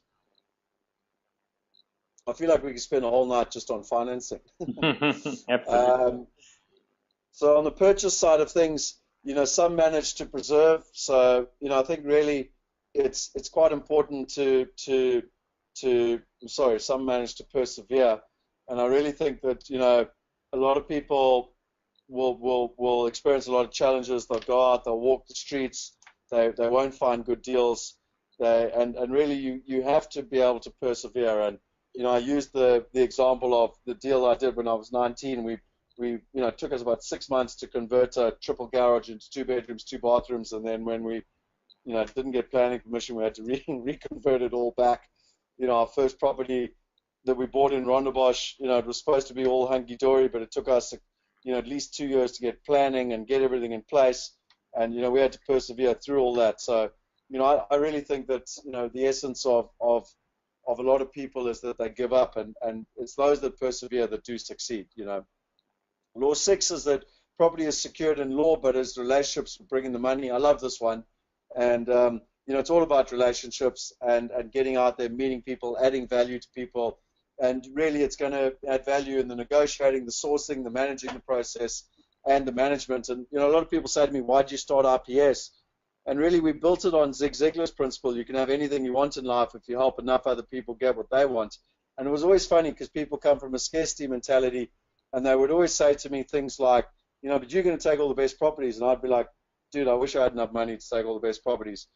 And, the beauty of creating something like RPS and helping thousands of people invest was that it gave us opportunity to build relationships with some of the best people around the world. Now that Henny's got on board with Wealth Migrate as well, it's just taken it to a whole nother level. And obviously with the rest of the team, it's phenomenal. So, again, by partnering and by helping people and by adding value, it's all based on relationships. And when you take someone like Paul in Atlanta or RJ, Paul on the commercial side, on the residential side, you're getting access to deals that you would just never find on the internet and or through brokers. And that's the beauty of relationships. And then law 7 is be in control and manage the risk. It's really, really important to manage the risk. And, I've learned so many things from Henny as to how you set up a deal to make sure that you manage the risk right from the start. And, Henny just won't do a deal unless it's done right. And it's all about managing the risk and how he sets the deal up to make sure that the partners are committed. And, one of the simple things he always says is, are you putting in your money? And if they don't put in money, then he just doesn't do the deal. He doesn't care how good the deal is, because he's learned the hard way over many, many years that, that's the type of criteria that you need to be able to make sure. So make sure you're in control and manage the risk. And again, if you're partnering with people, make sure that they certainly have an element of control. In terms of the purchase process, this kind of changes around the world, but in simple terms in South Africa, and I mean it's pretty standard, but it'll use different terminology around the world, but you sign an offer to purchase or what's called an OTP. It's subject to finance and you use the seller's bond agent. The OTP is accepted by the seller. You've got 7 to 14 days to put down the deposit. You've got up to 30 days for the mortgage approval. You complete the bond application with all the supporting docs. The accepted OTP is returned. You send your fee kit to both attorneys. So that's all your I don't even know what FICA stands for. Know your client. It's basically all the stuff about you to prove that you exist. And then if that all goes according to plan, you sign your bond and your transfer docs, it goes to the deeds office, and if you're lucky and there are no strikes in South Africa, the property should transfer into your name within about 3 months. You need to be aware of transfer duties. So it's very, very highly taxed in South Africa, transfer duties. It's much, much lower in England and in Australia, and in America it doesn't exist. And then there's lots of little fees that lawyers love to chuck on: deeds office search fee, deeds office fee, bond attorney fee, transfer fee, and postage and petty. So make sure that you go online and, again, put it into a calculator and work these numbers out. I will tell you that when I bought my family home for our family down on Teeson, our costs, these transfer fees and all these bond fees and everything else, was more than buying a brand new boat with a brand new engine. And it really kind of annoyed me, but there's nothing you can do if you want to buy the property. And it's got worse as well. If you look at the 10 million and above properties now, they've even gone up to over 13%. Okay, next please, Kevin.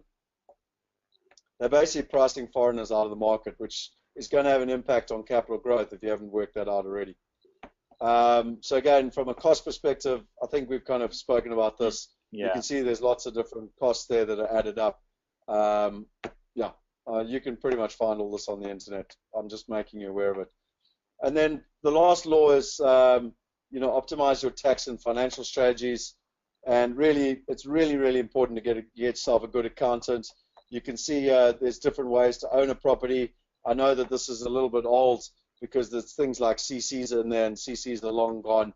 And probably these tax rates are out of date.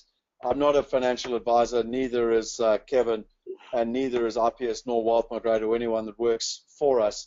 But we do deal with some very good, accountants both in South Africa and overseas. And it's always really good to get someone who's on your team and to, get them helping you make sure that you are as tax efficient as possible. As an example, in England, if you lived in a house for a year, then you were never deemed to be subject to capital gains tax. And so we used to buy a house, live in it for a year, renovate it, remortgage it, use that money to buy our next house, live in it, renovate it, remortgage it, which is a fantastic strategy to build a property portfolio. It's a terrible strategy if you're trying to find a girlfriend or a wife. So I don't recommend it if you're looking for a girlfriend or a wife, but it's a great way to make money. Okay, if you want to keep going. Just skip past that one. So yeah, I'm going to skip over the capital gains tax. I think we've been through that. And again, speak to an attorney or better still, a accountant. And then lastly, just down to management. It's really interesting here. It comes down to scarcity or abundance. I tend to find that when I started out, I thought I could save myself 8, 10, 12, 14%, whatever management agents charge.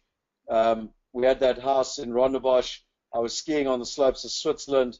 My brother was my management agent. I used to pay him a case of beer a month because he was a student at UCT.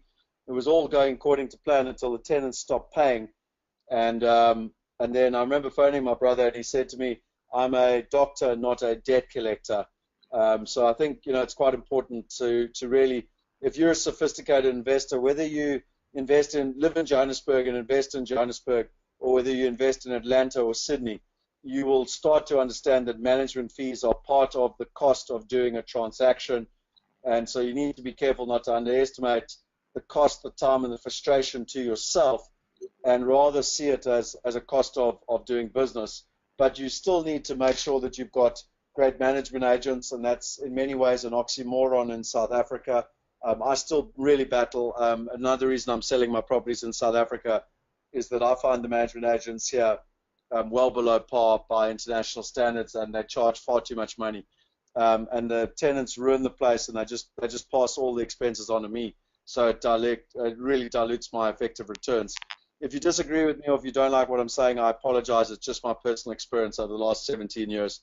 So you need to be very careful of vacancies, because it ends up being missed rent, management fees, the new tenant advertising coming in, house cleaning costs, and possible damage. And again, if you've got a very good management agent, they can manage all this for you. My experience again in South Africa is that they don't have the brains to be able to, and that's not everyone, but just the general market out there don't seem to have the ability to negotiate and think out the box and think, well, if I kept this tenant for an extra 12 months, you would actually have a far better return. So I found it very difficult in South Africa. And then at a holistic level, I believe the system is broken. Wealthy people don't really make money by investing in single houses just by buying it off a developer or an estate agent, because it tends to be an overtraded market where you're buying overvalued property. The challenge is that if you buy into a fund or a REIT, there's 16 different people between you and your investment. Most people don't trust the system. There's no transparency. And the returns, and the reason that I started off showing you the 1%, is that very few people actually end up, getting wealthy. And the reason is that it's actually all the brokers and the middlemen that are making all the fees. So, we believe that the system is broken, and what we're excited about is how technology is now coming to the party to really be able to solve that. So if you go to the next slide, Kevin.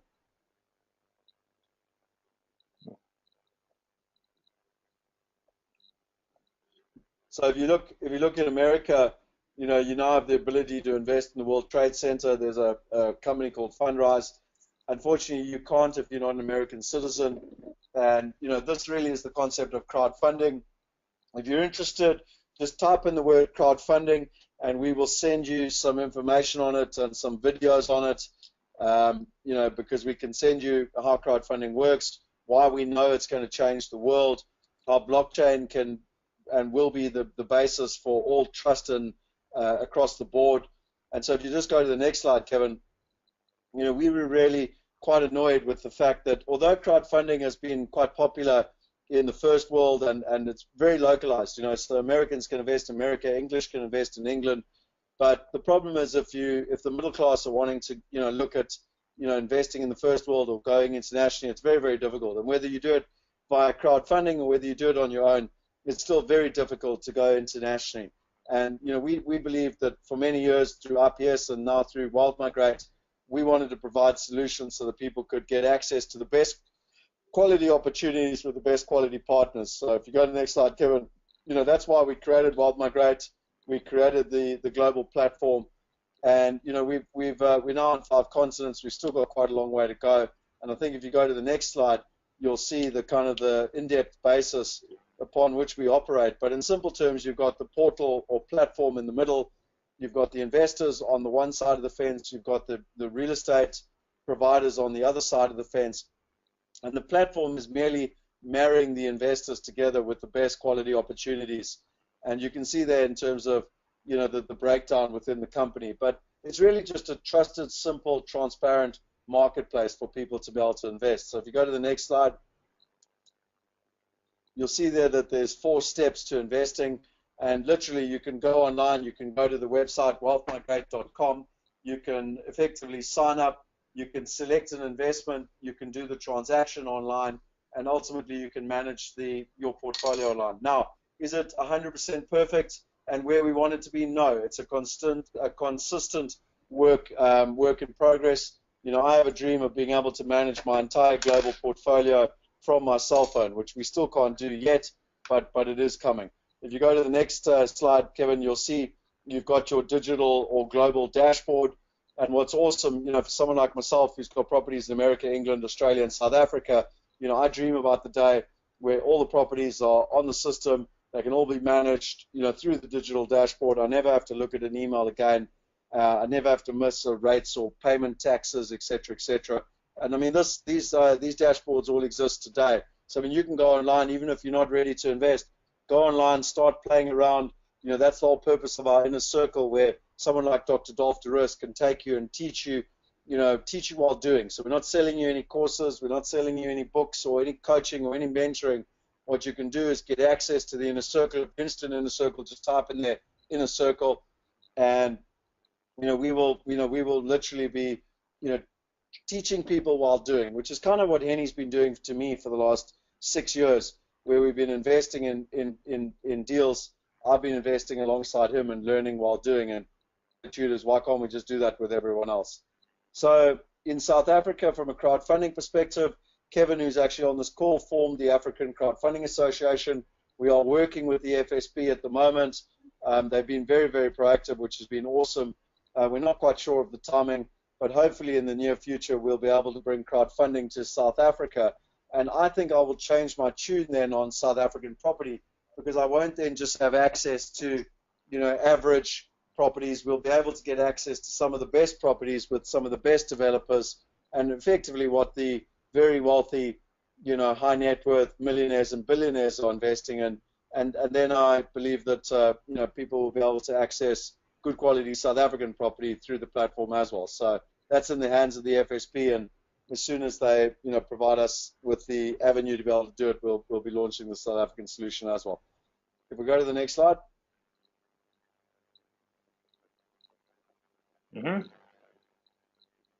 Sorry, I've got to wait for my side. So in conclusion, this is a fact: 49% of the world's wealth is actually held in property. And I love this saying by Jim Rohn. A lot of people don't really listen to it. But to become financially independent, you must turn part of your income into capital, turn capital into enterprise, turn enterprise into profit, turn profit into investment, and turn investment into financial independence. So, go and look that up.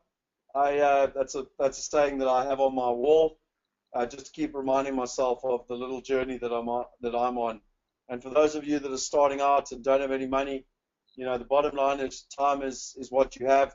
Look at creating value to someone, and ultimately you can turn that into income and get going. The one thing I didn't talk about as well is partnership. Every single deal that I've done to date has been through partnership. A lot of people have scarcity mentality, or what happens if I give away 50% of the property, then I'm losing 50%. The way I see it is that 50% of something is better than 100% of nothing. So if we can go to the next slide, please.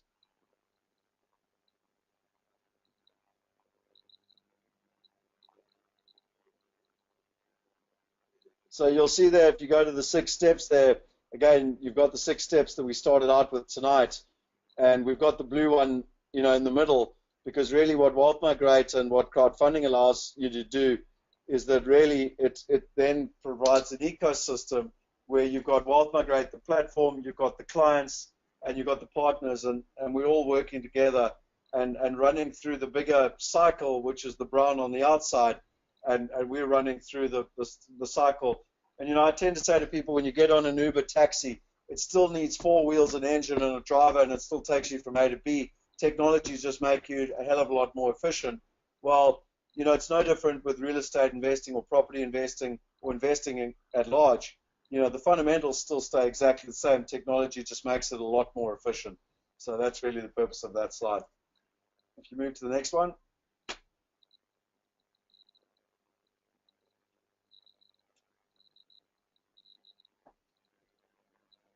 These breaks are really good for you just to think and really, take in the knowledge that we're sharing with you.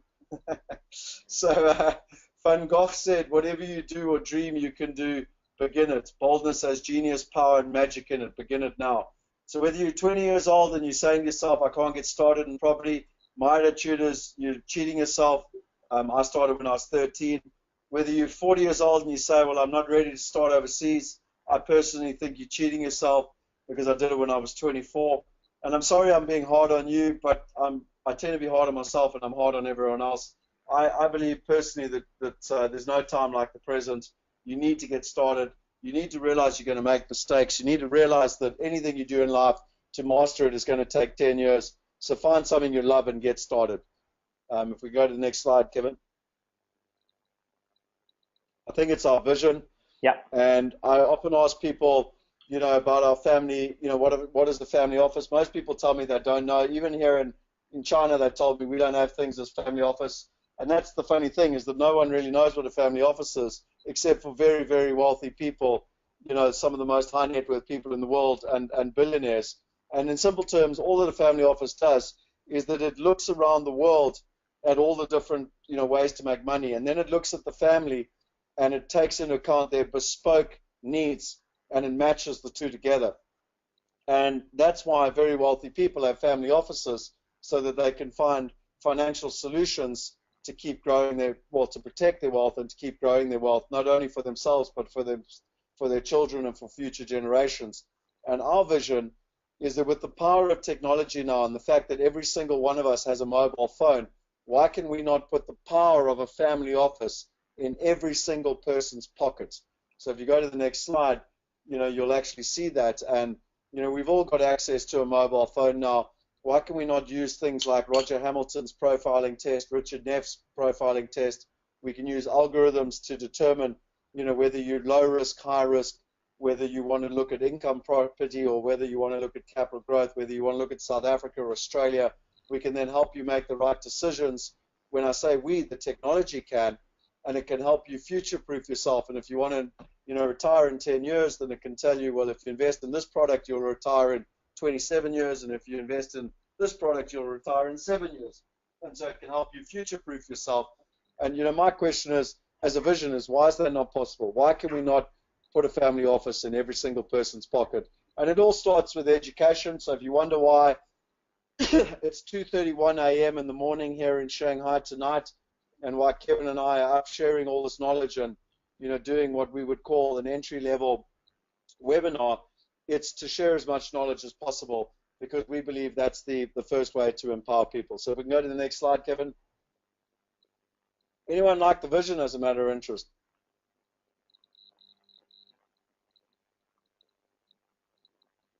So that's the problem with your slide and not my slide, is because I put a call to action in on my slide. But I love this saying, dream big, people become what they dream. If you know me well, my father actually gave me that. I don't know where he got it from, but he taught me that my entire life. So if you think that our vision is a little bit out there, it probably is. But why not dream big? I've certainly learned in my life, be careful what you ask for, because you often get it. So I'm going to just move back to, if you could just move back to myself, Kevin, because there's some important slides, which are just the last ones that I wanted to share with people. And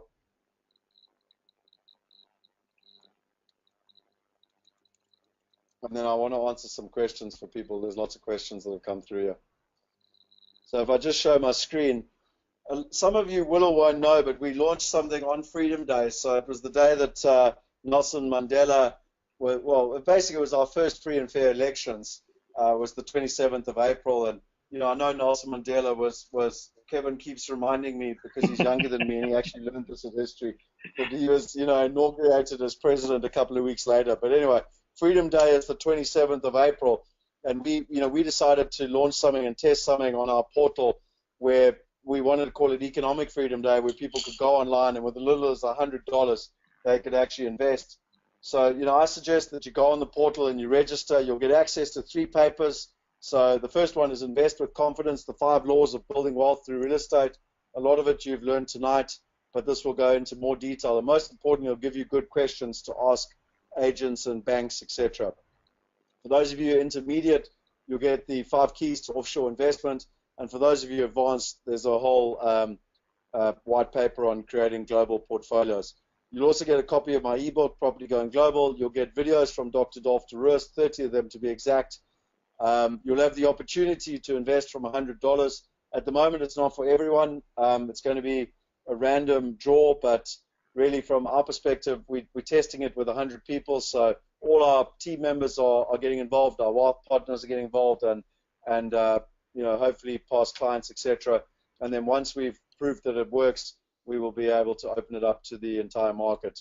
The moment the minimum investment in any of our deals, residential and commercial, is $10,000, which I still think is amazing. When you consider that now, you don't need $1 million anymore, and you can invest alongside, millionaires and billionaires in quality real estate and commercial assets in America, England, and Australia. I think it's absolutely awesome. But you need to be able to be registered, and then if you are sophisticated and want to sit down and looking to invest $50, $100 or more $1,000, I mean, we've had people invest $500,000, we've had people invest $1 million, we've had people invest quite a lot more than that. And that obviously is where you sit down with one of our asset managers and you really kind of design a strategy and a plan.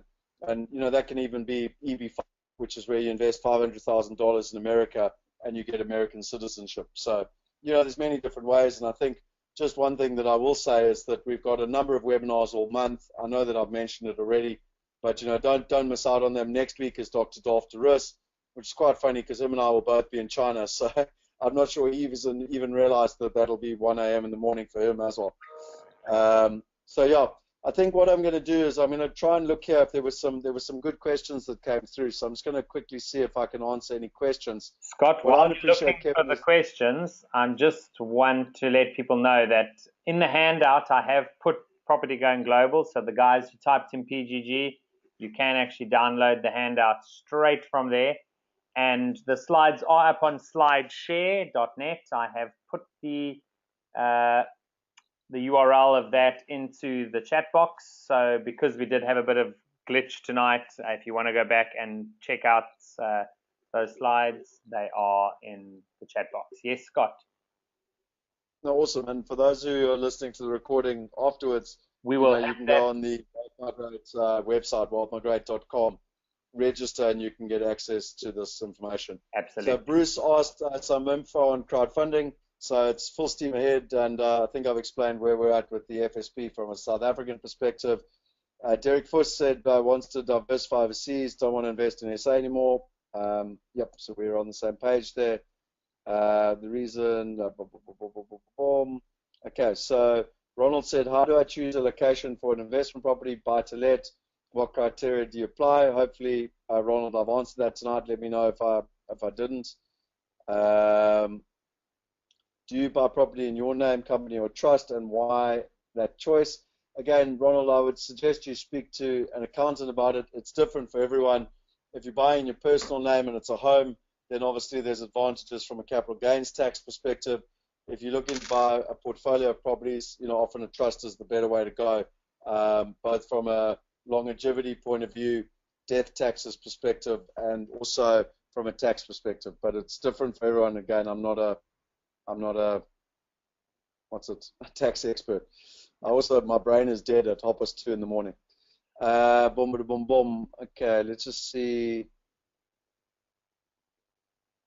There's a very good question that someone asked about all the different houses. Where's that one gone?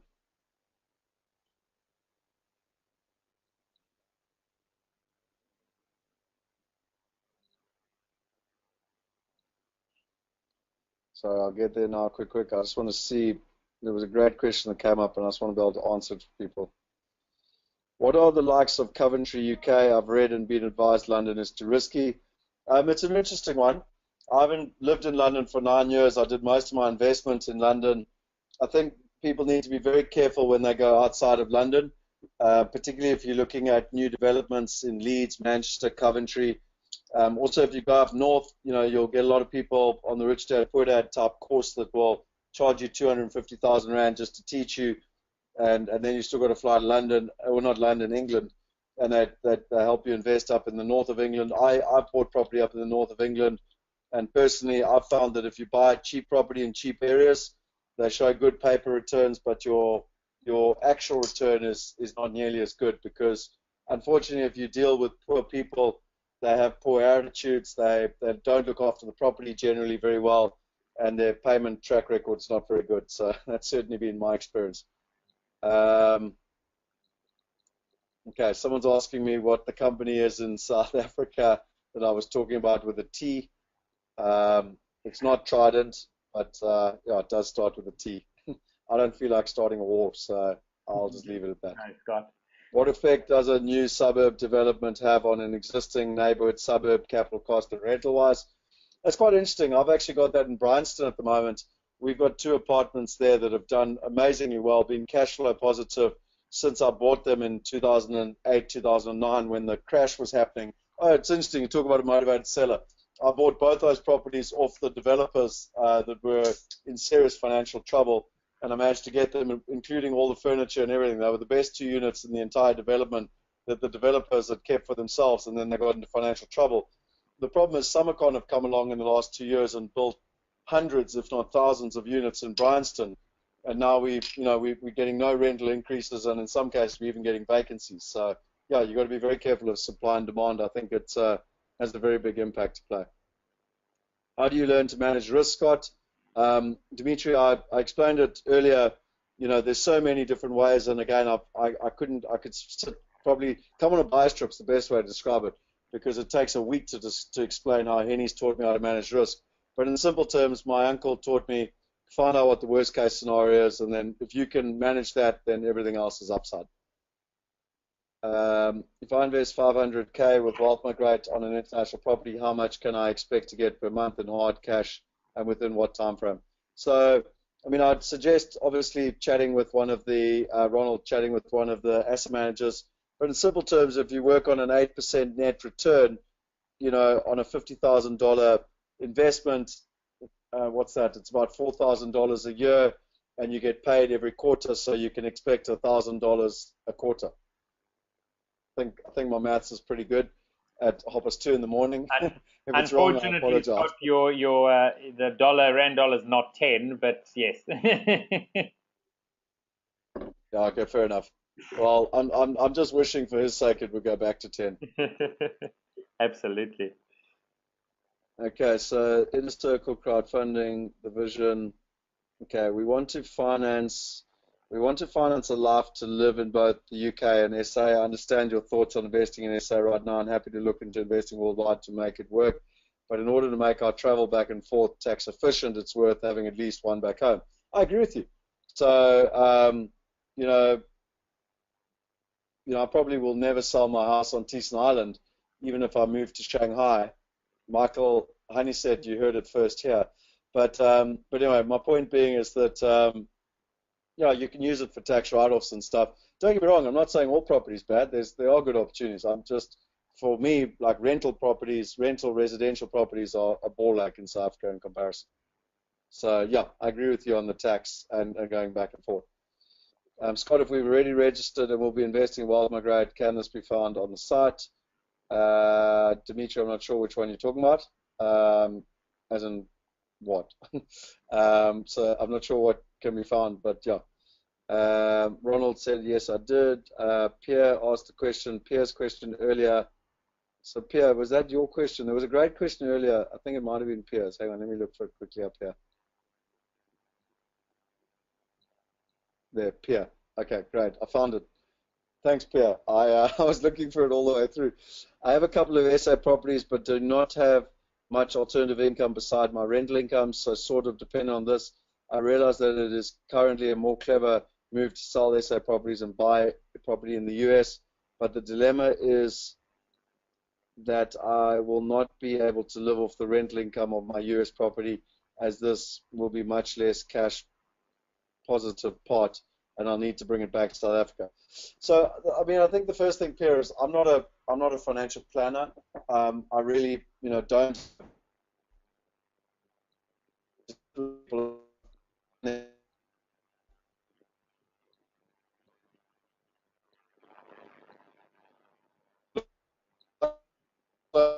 And even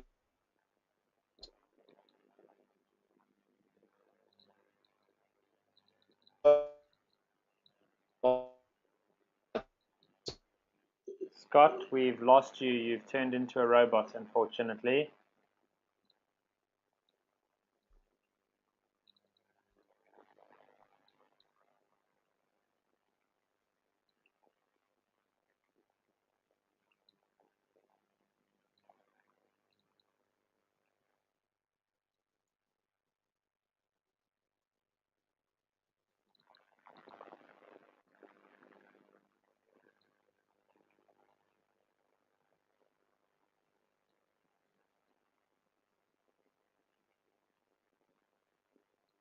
Kevin, let's try again there.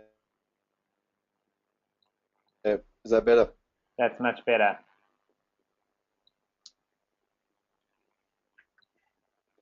What did you last hear there where I was trying to explain Pierre's question? We didn't hear anything. Oh, nice one. Okay, so anyway, so Pierre was asking, he's got a number of South African properties, Yeah. but he understands he should be investing overseas, but if he did invest overseas, what would that, well, he can't necessarily afford it, and can he bring the money back? So what I was saying is I'm not a financial planner, and I don't necessarily have the authority to tell people what to do with their money. All that I can do is explain what I've done in the past, and I love property, and I can explain how to use technology in property. I do think with crowdfunding now, the one thing that's good is that you don't have to take a full amount of capital and to be able to buy an entire house. You can actually get started, and you can start to build up that cash flow. You can also start to build up that knowledge. And I know there's a number of people that are online tonight that have invested overseas, and they will attest to the fact it takes time, and you need to grow that both confidence and experience. So Pierre, I don't have all the answers. Maybe try and figure out a way to add more value and create more passive income. But yeah, don't do anything rash either. I think Henny taught me the people that lose money in life and in real estate and investing are the people that make knee-jerk reactions. So rather design yourself a strategy, read a book like Real Estate Riches, maybe read my book, Property Going Global, and design a strategy that's going to work for you, and try to get as much education as you can, and then go for something that's going to suit you. Boom, boom, boom, boom. Okay, so Pierre, I think I've answered. Anton is asking, if I invest in the 100 strategy, what risk do I need to take care of on this side in South Africa as you do the investment? I think if you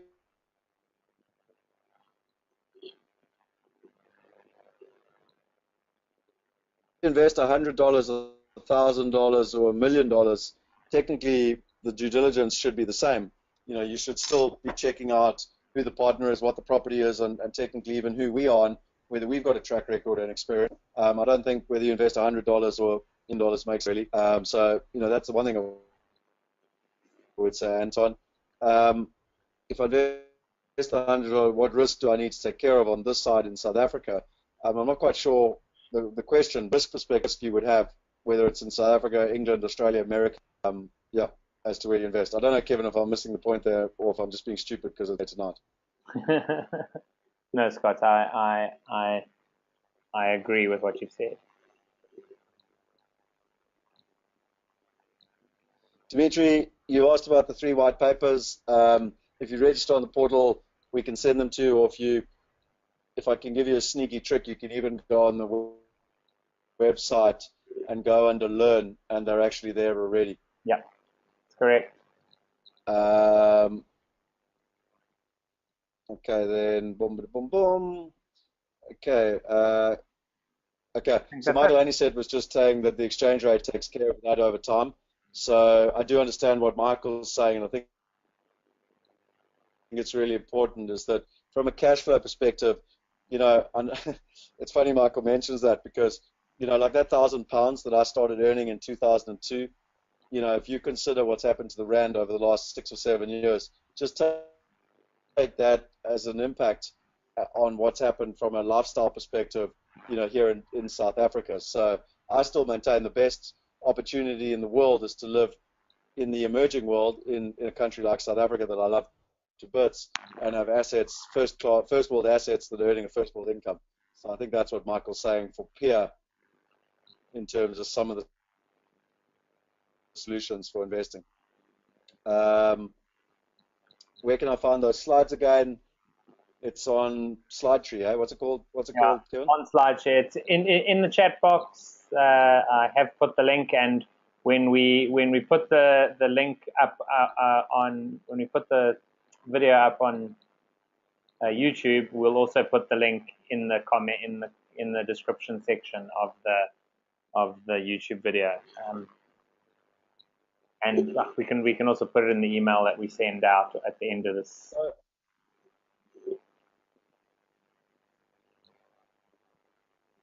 I know the polls didn't work so fantastically tonight because we don't seem to have very good internet speed. But I'll try and do 1 or 2 more polls. If there's any more questions that people want to know, I was concentrating actually on answering the questions. I should have been trying to run the polls. Are they coming up, Kevin, or are they not working? No, it's not working. Okay, so I'm going to give up on the polls tonight. And I mean, really, on the last slide, it's just you should be able to see just the questions and answers. And really, for me, it's that that saying I love so much, dream big, people become what they dream. For me, my father taught me that, and I hope tonight didn't come across as brash or arrogant. I know that I tend to push people hard, and like I said, I push myself hard, and I don't believe there's any time better than the present. So, and I do believe that you can have anything you want in life if you put your mind to it. So, these are just my kind of thoughts and principles. And as anyone who knows me pretty well will know that it comes from a place of integrity. My mission statement in life is to create a world of wealthiness and inspiring. And myself, at the tender age of 2:44 a.m. Shanghai time, have been able to achieve some of that. Are there any more questions before we log off? Because I need to go back to my hotel room, pack, and then be up in 2 hours to catch a train to Shenzhen. Not to Shenzhen. To Hangzhou. Hangzhou. Yeah, Scott, I think that's the end. Hangzhou. I don't know how to pronounce it. Hangzhou. There are a number of people saying thanks. No, thank you, Scott. I mean, for being up in the middle of the night. And thank you to everyone who's been on the webinar. I mean, as you've said, Scott, I mean, the aim here is to teach people in order to do this and to help as many people as we can. And please get people to come. We've got webinars every Tuesday for this month. So tell your friends about it, guys. This stuff's free, and it actually irritates me that there's not 10,000 people online, because there's so much knowledge to be shared, and we've got some amazing speakers coming up that will be being